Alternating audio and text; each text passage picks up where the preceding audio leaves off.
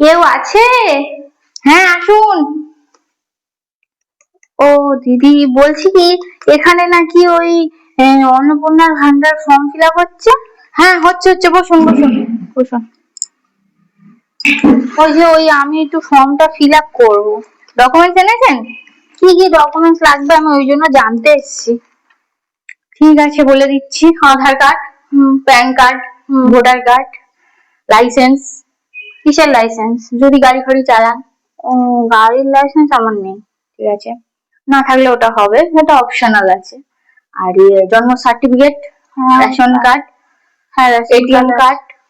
আর যদি অন্নপ্রাশন হয়ে থাকে, অন্নপ্রাশনের যে বিয়ে কি ছাপানো কার্ড হয় না, নিমন্ত্রণ, ওই কার্ড আছে। সব ডকুমেন্টস এনেছেন?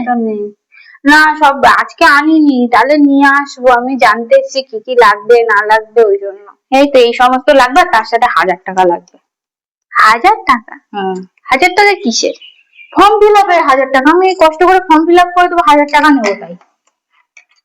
এই সরকারে তো সব ফ্রি। তুমি সে না সেই তৃণমূলের মিছিলে হাঁটতে হাঁটতে যেতে, সবাই তো গেছিল, আমি কি একা গেছিলাম? লজ্জা করে না? তুমি আবার অন্নপূর্ণা ভান্ডারে ফর্ম ফিল আপ করতে এসছো।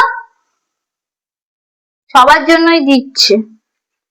ঠিক আছে, আমি বাড়ি থেকে জেনে ডকুমেন্টস নিয়ে আসবো।